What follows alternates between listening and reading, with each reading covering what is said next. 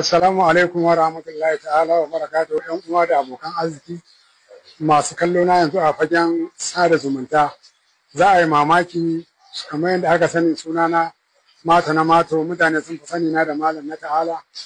Zan yi amfani da wannan dama yau 17 ga watan Agus shekara ta 2025. To yanzu dai ina ɗauke da larura ta ciwon kansa wanda nake fama. Allah Ubangiji subhanahu wata'ala shi ya dora mun shekara 1 da wata 8 kuma shi nake addu'a yayi mun ba abin da ya gagara Allah. Allah shi yake da dole ba a masa dole. Saboda haka abin da yasa nake bayani ne wannan bidiyo ya kama ne lokacin da aka kai ni asibitin Damaturu, aka kai ni asibitin Aminu Kano, aka dada ni Maiduguri, zigila dai iri to amma duk Allah ne mai yi. To saboda haka akwai malamai na addini wanda ni lokacin ina kwance a garin asibiti nake ganin abubuwan da suke mun na addu'o'i wanda wallahi akwai waɗanda ban san su ba. Akwai malamai na Tijjaniya da ɗalibansu, akwai malamai na ɗariƙar Qadiriyya da ɗalibansu, akwai malaman Izala da ɗalibansu, akwai Salaf da ɗalibansu, akwai Shi'a, akwai ƙungiyoyin 'yan kasuwa, akwai 'yan siyasa, akwai jami'an tsaro, akwai masu sarautun gargajiya. To wannan abu ya yi mun daɗi ganin mu'amala da kowa. Duk waɗannan mutane ba wanda ba su aika addu'a ba. Sannan mai girma gwamnan jihar Yobe shi ma yana son ya amfani da wannan dama da wasu mukarrabansa da wasu shugabannin ƙananan hukumi wanda an san jinya ne ta kuɗi wanda suka babbani gudunmawa. To ya Ubangiji Allah ina roƙonka, Allah ina roƙonka, Allah ina roƙonka. Malaman nan na addini Allah darajar fiyayyen halitta Annabi Muhammadu, Allah su suke da bukata akan harkar da suke mana ta addini. Allah ka tsare mutuncin iliminsu, Allah ka tsare iyalansu, Allah ka tsare zuriyarsu. Ya Ubangijin Allah, sharri na zamani da zai taɓa malamanmu na addini, Allah kar ka haɗa su da shi. Makiya na fili da na ɓoye Allah ina roƙonka. Malaman nan yanda suka taimaka da addu'a Allah ka kare musu iliminsu, Allah ka tsare su. Jami'an gwamnati da suka aika min da dukiya nake amfani da ita Allah ka tsare su. Wasu 'yan kasuwa da suka taimaka Allah ka tsare su. Bugu da ƙari zan yi amfani da wannan dama.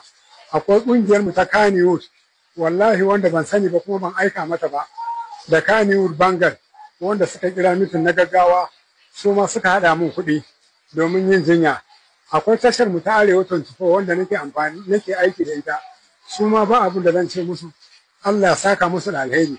Jama'a duk wanda na yi wa laifi dan Allah dan Annabi ya yafe ni, duk wanda na yi masa na yafe shi. Jinya ko na tashi ko ba na tashi ba, Allah ka yafe bana. Ni na san abin da nake yi kuma har yanzu da ba ina gaya muku, wallahi har yanzu ƙarfi na ya gaza. Duk sati uku sai amma allura 250 wanda magani wata 6 zan yi ina zuwa alamun. Allah ina roƙonka, mutane kar ku gaji da taimako na da addu'a, kar ku gaji da taimako na da abin da Allah ya hore muku. Ina da yaya, ina da abubuwa da dama, jinya tana cin kuɗi. In Allah Ubangiji ya kame ɗaukar nauyi na ma ko ina zai kai, ina bukata. Lambar wayata ita ce 070 34 94 3110. Wannan malamai da kuka gani, jama'ar musulmai duk inda aka yi sallah a sa a cikin addu'a. Sun taimake ni ba da riba rana ba da abin da ban ba su ba, saboda tausayin halin da ni shiga. Ba wanda ba zai iya tsintar kansa ba.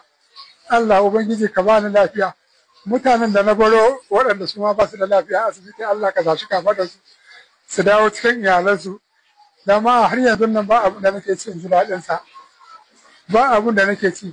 Ga maganin tsada. Gado ma kadai idan na je 51 abin da nake biyan kuɗin gado. Wanda abubuwa. To ina roƙon Allah subhanahu wata'ala. Allah mun roƙe ka, Allah ka yaye mu. Allah mun roƙe ka, Allah ka yaye mun. Darajar fiyayyen halitta Annabi Muhammad, darajar Alƙur'ani, Allah ka yafe mun, Allah ka yafe mun. Ga jama'a suna karanta Qur'ani ana mun takara. Allah ka amsa mana, Allah ka amsa mana, Allah ka amsa mana. Nagode al'umma, nagode. Allah ya saka da alheri. Malam amma addu'a ba ko man. Amin.